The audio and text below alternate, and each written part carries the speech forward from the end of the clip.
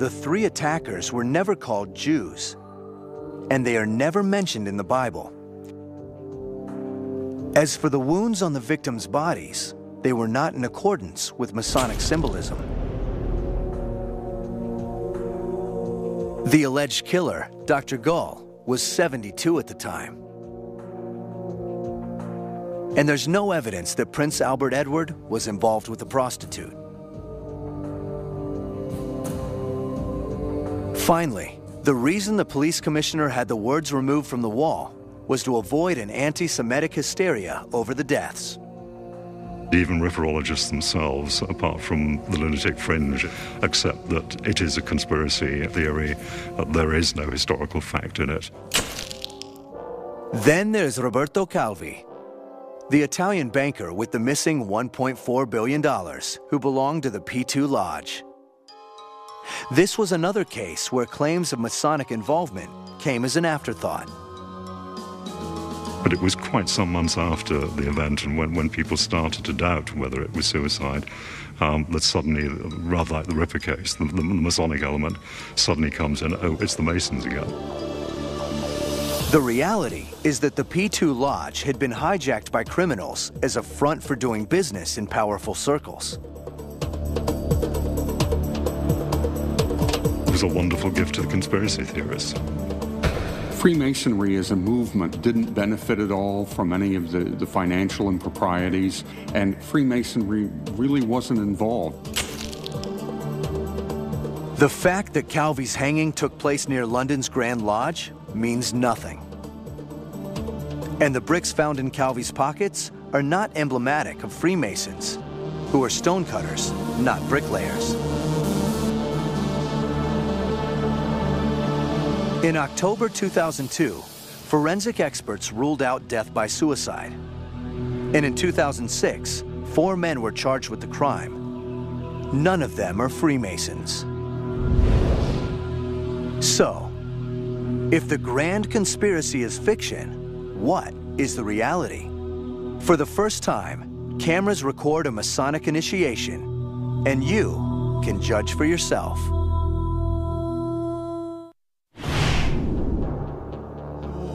For hundreds of years, the Masons have been wrongly accused of manipulating global institutions with occult powers and clandestine plots.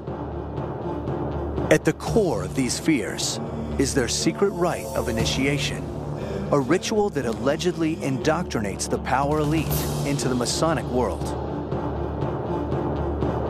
What is the reality behind the rumors? The initiation ceremony is something which has a huge effect on the individual.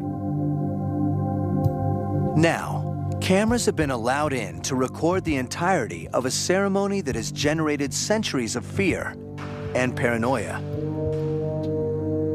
The secret initiation into the first degree. As the process begins, the new entered apprentice is alone. He is instructed to knock on the door of the lodge room. Worshipful Master, there is an alarm at the door. Attend to the alarm.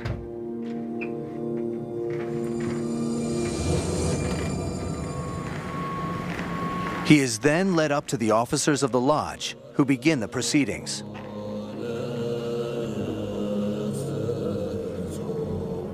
My brother, you have this evening been obligated by the very solemn and weighty ties of a Master Mason. Having voluntarily assumed these obligations, you have been taught to wear your apron as a Master Mason and are so wearing it among us at the moment. You have a way to travel that is extremely perilous. You will be beset by dangers of many kinds, and may perhaps meet with death, as did once befall an eminent brother of this degree. You will therefore suffer yourself again to be hoodwinked. Repair to the sacred altar of Freemasonry, and there kneel and pray. The initiate is then guided to the altar. There are 3 lesser lights around the altar. When the candidate is being initiated, it is dark. And when he sees the light, those 3 lesser lights help him see what is here. the volume of the sacred law, and the universal symbol of Freemasonry, the square and the compasses. In the first degree, the candidate is blindfolded, symbolizing he is in darkness and in need of further light. The initiate then prays to the God of his choosing. Amen. He's then stood up and is guided through a reenactment of the legend of Hiram Abiff, a must for every new entered apprentice. You now represent another, no less than our Grand Master Hiram Abiff, the Grand Architect who was the builder of King Solomon's Temple. The stonemasons of Scotland had two ceremonies. The entered apprentice degree equated to birth, so you're a new member. You're born, if you like, as a Freemason. The Fellow of Craft degree, or the second degree, is entirely focused on education, being a good citizen, and so it equates to life. But the Scottish Rite saw the need for something more. So what's the third and last part of human beings' existence that is missing here? Well, it's obviously death. Grand Master Hiram Abiff, I am glad to have met you thus alone. This is an opportunity I've long sought. Behold, the temple is near completed, and I demand the secret word of a Master Mason. Wait until the temple is completed, and you shall receive the secret word of a Master Mason. If not, you cannot. Cannot. Speak not to me of time nor place. Give me the secret word of a Master Mason. I cannot. Then die. Like Hiram Abiff, the entered apprentice is confronted by the three lesser stonecutters, Jubila, Jubilo, and Jubilum, each of whom attacks him. You now have a complete cycle, if you like. Birth, life, and death. Grand Master Hiram Abiff, for the last time I demand of you the secret word of a Master Mason, or I will take your life. My life you may have, but my integrity never. Then die.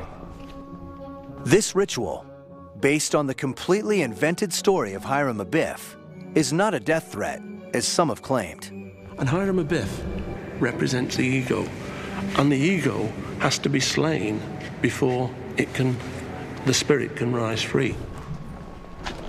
Grand Master Hiram Abiff, I heard you cavilling with Jubila and Jubilo, and from them you have escaped, but from me never.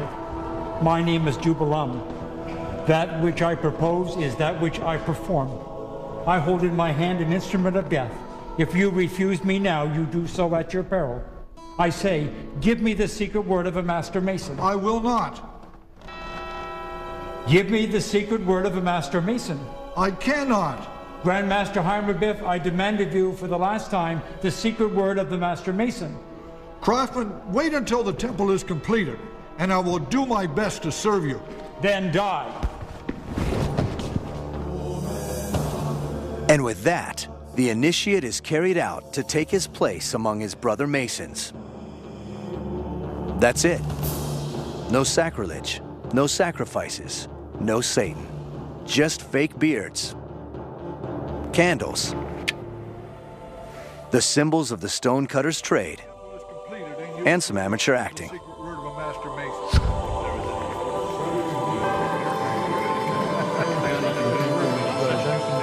This is what all the fuss has been about. This is the work of the notorious cult that so many accuse of sinister plots and ancient conspiracies.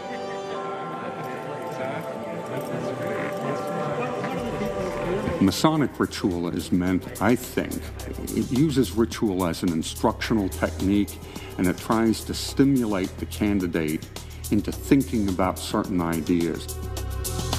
Ideas no more controversial than the encouraging of strong character and good citizenship.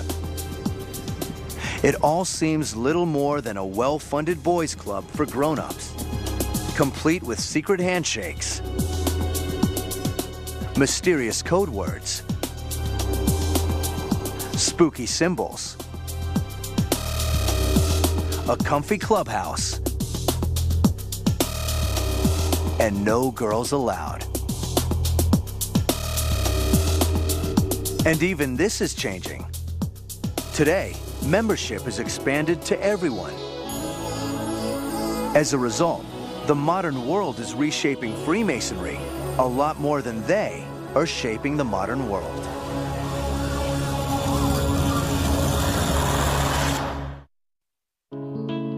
For hundreds of years, outsiders have believed that the Freemasons are the architects of anything from a political conspiracy to a religion.